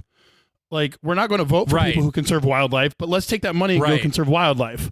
And you're like, okay, if I have to pay a $200 tax stamp, like, that's not going away, because then you wouldn't. Because they don't want to give up tax money. Well, they're not going to give up tax money, and the Republicans are not going to give up a voting tool. So how about we redirect that to something that we support? See, and you're like, the way you're talking about it right now never crossed my mind in the context you're talking about it. Right. No, 100%. I know. But but the way you're talking about it, I think is probably closest to what it actually is. Yeah. Like if it's like, okay, if we're still going to have this tax stamp on cans, let's at least direct it towards Pittman Robertson, you know, an actual conservation. Right. Let's make sure that, you know, the elk herds and bison herds and antelope herds and whatever are there for us to hunt with the suppressors and da-da-da-da. Like that, it's kind of one of those, you're already going to fucking do it. How about we direct that energy into something that's also positive? Yeah. And so again, it's people getting, like you said, people getting freaked out over like, oh my God, they made a gun registry. And you're like, it's to get you your guns back. Like what? Like, why are we mad about that? I thought that's what we wanted. I'm so confused. Yeah. Like this outrage machine, like we're recording this on Monday because we were fucked yesterday. I got home and fucking fell asleep. I took a shower, laid down and woke up at 4 a.m. It was great. But like today it was announced that Biden, who's 83 or something like that, has prostate cancer. And people are like, it was a conspiracy. And you're like, an 83-year-old man has prostate cancer? Weird. Shocked, I tell you. Shocked. Wow. I'm so amazed that an 83-year-old man has. Well, the reason they're claiming that is because it is like stage 4. It's metastasized. And right. That means aggressive. It's been there a while. Or it's hyper aggressive and it's not as old. Who knows? I don't care. Right. But there is the outrage machine has turned this into a thing that you're like, an 83-year-old man has prostate cancer. Huh. All right. I guess the sky is also blue. Huh. Mm-hmm. And so it like people need to be outraged. Like I'm sure the guy that you saw this originally from, it was probably, what is he called? Like the 2A lawyer or 2A News? Yeah, what was his? Tom Grieve is, I don't know what his channel is called, but Tom Grieve is the name of the channel. Yeah, he's got like, he's got to make every post is like, oh, this Supreme Court case could turn over Second Amendment law. Oh, it's like that. It's like that. The Gun Collective. Colion Noir video we talked about a couple weeks ago. Yep. Like it was literally a nothing burger. Correct. But he sold some shirts and hats out of it. You know, it's like shut the fuck up unless you're actually talking about something real. You know. But like we said, like the freak out economy is so much more effective than the rational conversation economy. There's a reason Ben Steger does lots of YouTube videos now. Yes, and that they're all like... And they're not a podcast anymore. Yep. Because the podcast made him no money. And these little like 3 to 20-minute videos, he's making money. Right. He doesn't even have that big a channel in the grand scheme of things, but he's got a big enough channel. Right. It's sub 100,000, but like... he latches on to controversies or causes controversies. Yeah. And half of his videos, and I'm not going to lie, I listen to him. Half of his videos are him just reading comments that you left on his videos. And we all watch them. And a big metric that matters on YouTube is time spent watching. Yep. That's a huge metric because the longer you watch, the more video or the more ads they show you. Yep. And so it's a huge metric. So like, and I'm not trying to pick on Ben or anything. Like, no, honestly, his videos for the most part are really interesting. Even when he's talking shit about the board, you know, which he doesn't really do is bad. But it became less interesting. Oh, by the way, we were able to record tonight also because our board meeting lasted 53 minutes. Damn. Right? Let's see. Yeah, because Ben is an engagement hacking grifter. Yep, that's right. But like, and I'm also sleepy and lazy. Don't forget that. 100%. But I always remember this scene from the super big like shock jock from the 90s. Howard Stern. The Howard Stern movie. I remember this scene from it where they're like, how much do his like the people who like him listen? They're like 2 hours. Uh-huh. And they're like, well, how long do the people who don't like him listen? 4 hours. Yeah. Well, if they hate him, why do they listen longer? Well, they want to hear what he had to say. Paul Giamatti is so good in that movie. God, I love that movie. Oh, it's so funny. And that was the one that helped me to understand. It's like the people who agree with you will go, oh yeah, this is something I agree with. It's boring. Yeah. Think about it. How many times have you watched a video from someone you dislike?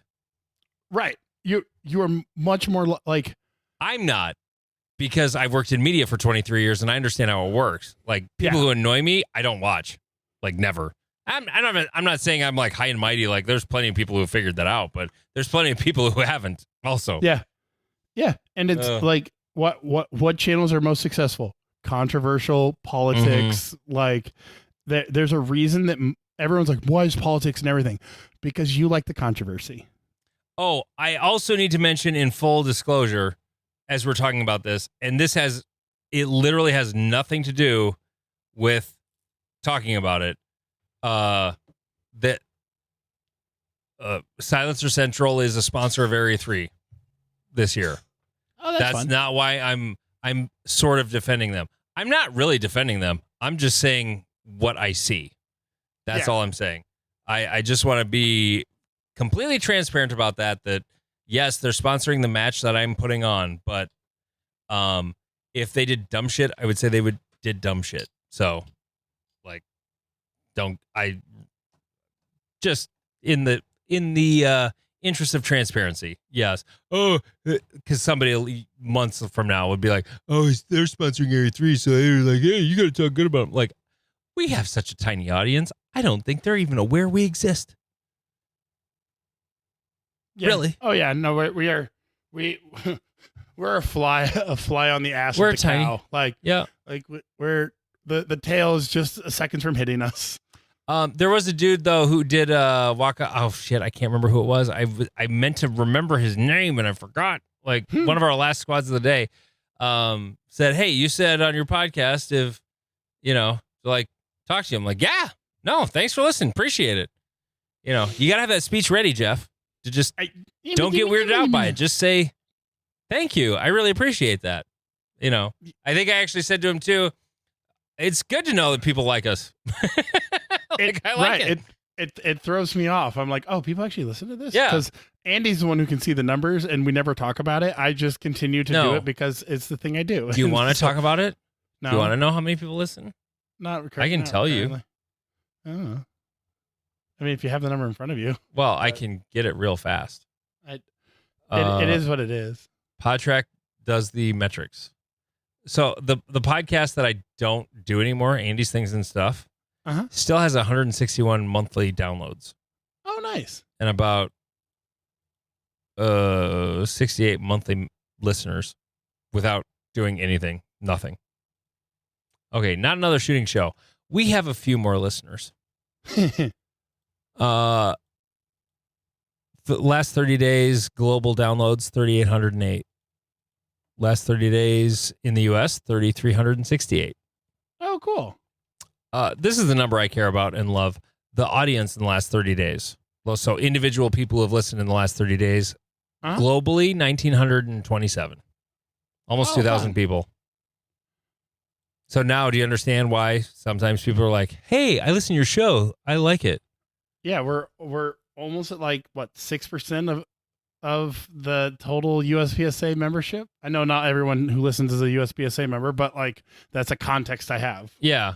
But U.S. audience, 1,739 in the last 30 days. So there you go. To our 200 non-USA listeners, which, hell yeah, boys. Yeah, no, I know there's at least one dude in Australia who listens.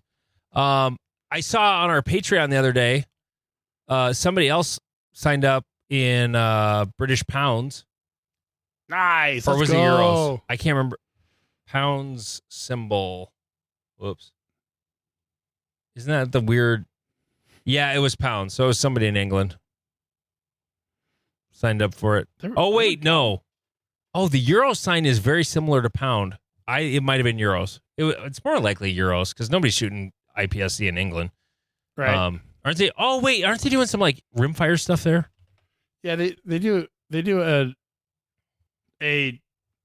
well, they have a bunch of weird ones. They have a stock 1911s. Yeah. Because those are legal there, but they're not legal here. Yeah. Because they're single stack. The Oh, we forgot. You kind of mentioned it briefly. I'm going to try a weird thing. Jeff loaned me his PCC.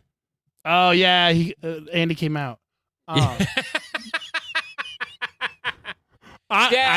Tom Cruise won't come out of the closet. I gave Andy my PCC, and I had to quote that meme like, "I'm not gay anymore."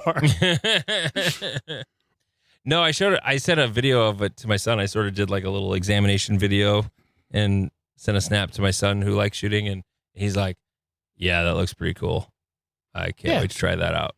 No, I'm excited to try it out too. Yeah, they're cool as fuck. Like it's a JP GMR 13. Like it's a good gun. Yeah, great gun. Never given me any problems. It's just rifles just don't tickle my pickle. Mm-hmm. And so it cost me 45 minutes. Yeah, but we got it there. Yeah. Real quick, back to the Michael Bain article. I finally found the Caleb Giddings post about the thing with Silencer Central, and he was actually citing a Michael Bain article that I didn't actually read, but I would recommend going to biggame.org. Oh, tax stamp revenue for conservation. That's literally what it's for. That's literally what it was for. Yep. Silencer Central supports a bill to redirect tax stamp revenue for conservation. So it's literally what it was for. Those dirty communists! Oh how dare they want to protect hunting land? Jesus Christ! Fucking communists! God, I fucking hate the internet sometimes. I mean, the internet is what allows us to do this show, but I also hate it because people are dumb. Well, no, the person is smart. People are dumb, dangerous animals. Correct. One thing I now that I know we have 200 non-American listeners, if you are a non-American listener, I want you to go to the NAS subreddit, and if you're willing to, I want to interview you about your gun laws in your country. Oh, you're so smart, Jeff. That would be fun. Like that would be really fun. Because I can go pull up like data and read random Wikipedia articles and and get that information. I want to talk to someone. Like, you don't necessarily have to be a gun owner. It'd be preferable if you're a gun owner, but if you like kind of understand the process or know about the process, like you'll qualify because or at least the culture around guns. Because it would be cool to interview you about what it is like to be a shooter in a non-American, because we're Americans. I go to the store. I'm sitting here going, what dumb gun should I buy? And there's nothing stopping me from going to the gun store and putting down money and walking out with a gun that day and going to the range and going pew, pew, pew, pew, pew. Bro, I had a conversation with Frank Rizzi one time, and when I explained to him that I didn't even have to show anything except my driver's license to buy a gun, he's like, what?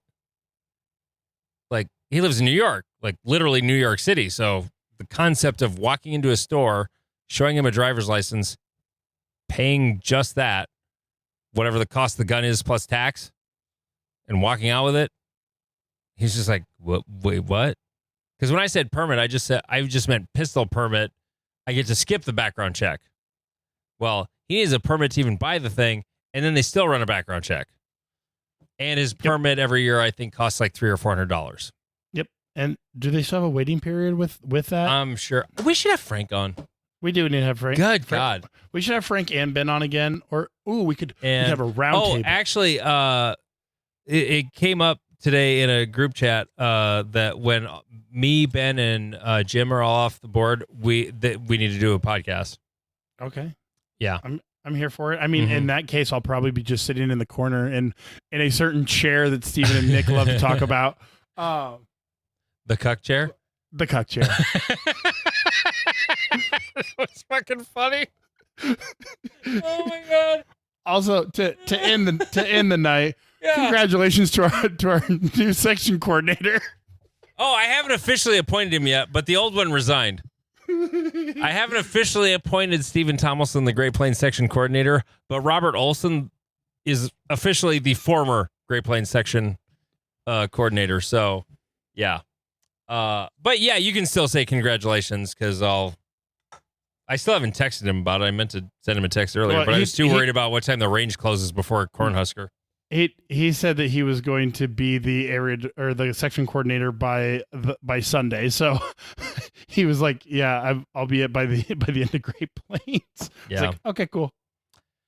All right. Well, before we go, there's still one more thing we have to do because I forget sometimes, but you know what? I'm Johnny on the spot this time. We are going to the Church of Andrew Keith. Armed Threat Solutions on Instagram and Your Gun Bible Verse. The ape can be trained to slow down and getteth hits in absence of time, but the wise man learneth to get hits at speed. Pistolations, chapter 21, verse 25. There you go. You've been to church. We got this one knocked out. I can edit tomorrow. God, we had fun this past weekend. He's Jeff King. I'm Andy Erickson. This is Not Another Shooting Show.